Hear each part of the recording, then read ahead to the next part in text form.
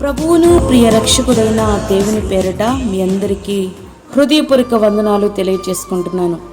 Jesus new creation ministries ద్వారా ఏ రీతిగా ప్రతిరోజు అనుదిన ఆహారమును మీతో పంచుకోవడానికి ప్రభువు ఇస్తున్న కృపను బట్టి దేవునికి ఎనలేని కృతజ్ఞతలు. వాక్య ధ్యానంలోనికి మనం వెళ్దాము. ప్రకటన గ్రంథము 3వ అధ్యాయము 21వ వచనం.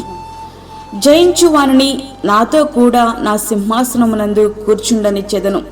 యేసుక్రీస్తు రక్తము ద్వారా పాపక్షమాపణ పొంది విమోచించబడి మారు మనసు పొంది రక్షింపబడిన వ్యక్తి యొక్క భాగ్యము ఎంతో గొప్పది. వారు కేవలం నరక శిక్షను తప్పించుకోవడమే కాకుండా దేవుని నూతన సృష్టిలో రాజులుగాను యాజకులుగాను పరిపాలించబోతున్నారు. ద్వితీయోపదేశకాండము 33వ అధ్యాయము 29వ వచనం. ఇశ్రాయేలు, నీ భాగ్యము ఎంత గొప్పది! యెహోవా రక్షించిన నిన్ను పోలినవాడెవడు? ఆయన నీకు సహాయకరమైన కేడము, నీకు ఔన్నత్యమును కలిగించు ఖడ్గము. ప్రియ స్నేహితుడా, రక్షింపబడిన మనకి ఆయన ఎంతో గొప్ప భాగ్యము అనుగ్రహించి ఉన్నారు. ప్రభుతో పాటు ఆయన సింహాసనం పైన కూర్చుండే ధన్యత మనకుంది. మరి నేటి దినాన్న మనం చూస్తూ ఉంటే పదవుల కొరకు అనేక మంది ప్రాకులాడుతున్నారు. దాని కొరకు దేనికైనా సిద్ధపడుతున్నారు. పదవులను సంపాదించుకోగలిగిన గాని అవి తాత్కాలికమైనవి, సమాధానం కానివి. అయితే నిజంగా నీవు రక్షింపబడిన వాడవైతే వీటి కొరకు ప్రాకులాడాల్సిన అవసరమే లేదు. ఎందుకంటే ప్రభువు ఆయన సింహాసనము ప్రక్కన నీకొక సింహాసనం వేయడం కాదు గాని ఆయన సింహాసనం మీదే నిన్ను కూర్చుండనిస్తారట. ఎంతో ఆశ్చర్యంగా అనిపిస్తుంది కదూ. ఆ దృశ్యాన్ని ఒక్కసారి ఊహించుకుంటేనే మన ఊహలకు సైతం అతీతంగా అనిపించట్లేదా? అవును, అది అత్యంత ధన్యకరమైన జీవితం. దేవదూతలకు తీర్పు తీర్చే అధికారం ఆయన మనకిస్తారట.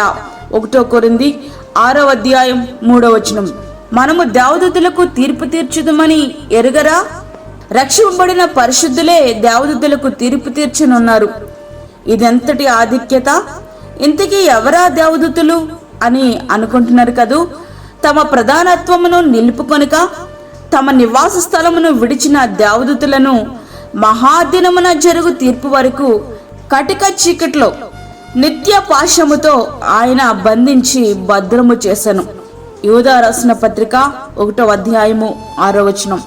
ప్రియ స్నేహితుడా, వాక్యమింటినటువంటి ప్రియ దేవుని బిడ్డ, ఇట్లాంటి ధన్యకరమైన జీవితం ఎట్లా సాధ్యమంటే మీరు మీ సొత్తు కారు, విలువ పెట్టి కొనబడిన వారు గనుక మీ దేహముతో దేవుని మహిమపరచుడి. 1 కొరింథీ 6వ అధ్యాయము 19వ వచనం. నా జీవితం నా ఇష్టం అని అనడానికి నీకంటూ ఏదీ లేదు. నీవు నీ సొత్తు కాదు. క్రీస్తు రక్తము అనబడే విమోచన క్రయధనము ద్వారా నీవు కొనబడిన వాడవు, నీవు కొనబడిన దానవు గనుక దేవుడు అనుగ్రహించిన నీ దేహముతో నీ దేవునిని మహిమపరచగలగాలి. అదెప్పుడు సాధ్యమంటే సజీవ యాగముగా మన శరీరములను ఆయనకు సమర్పించినప్పుడు మాత్రమే. అవును, అట్టరీతిగా మనము జీవిస్తూ ప్రభువు మనకు అనుగ్రహించబోయే ధన్యకరమైన జీవితాన్ని జీవించటకు మనము ప్రయాసపడదాం. దేవునితో పాటు ఆయన సింహాసనమందు కూర్చుండే భాగ్యాన్ని మనమును అనుభవిద్దాం. ఇట్లాంటి ధన్యకరమైన జీవితమును అందరము పొందుకుందాం. అట్టి కృప ధన్యత ప్రభు మనకి అనుగ్రహించునుగాక. ఆమేన్. వాక్యమైన ప్రియ దేవుని బిడ్డలారా, ప్రార్థనలో ఏకీభవించండి.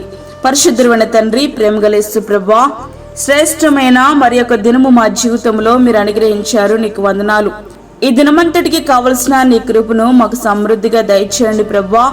ప్రతి విధమైన శోధన, కీడు, ప్రమాదము, తెగులు నుండి మీరు మమ్మల్ని కాపాడండి. అదేవిధంగా గర్భిణీ స్త్రీలను, చంటి బిడ్డలను, వృద్ధులను మీరు జ్ఞాపకం చేసుకునండి నాయనా. గర్భఫలము లేని బిడ్డలను మీరు జ్ఞాపకం చేసుకునండి. గర్భఫలము యెహోవా ఇచ్చు బహుమానం అని యొక్క వాక్యం సెలవిస్తూ ఉంది ప్రభువా. అటువంటి బహుమానాన్ని గర్భఫలము లేని బిడ్డలకు మీరు దయచేయండి నాయనా. నీకు స్తోత్రములు. దూరదేశంలో ఉండి ప్రార్థనలో ఏకీభవిస్తున్న నీ బిడ్డలందరినీ మీరు జ్ఞాపకం చేసుకునండి. వారికి కావలసిన నీ కృపను సమృద్ధిగా దయచేయండి.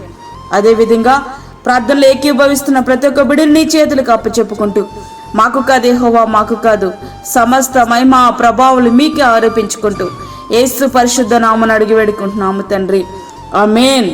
ఈ యొక్క వర్తమానములు మీ బంధువులకు, మీ స్నేహితులకు షేర్ చేయండి. దేవుని పనిలో మీరు కూడా పాలిభాగస్తులు కండి. అదేవిధంగా మీ ప్రార్థన అవసరతలు మాకు తెలియచేయండి. మా ఫోన్ నెంబర్ 9177377559. దేవుడు మిమ్మును మీ కుటుంబమును దీవించునుగాక, ఆమేన్. దేవుని సేవలో మీ సహోదరి అన్నామణి సాల్మన్. ఫ్రెండ్స్, మరిన్ని వీడియోస్ కొరకు మా ఛానల్ని సబ్స్క్రైబ్ చేయండి, షేర్ చేయండి, లైక్ చేయండి. దేవుడు మిమ్మల్ని దీవించునుగాక, ఆమేన్.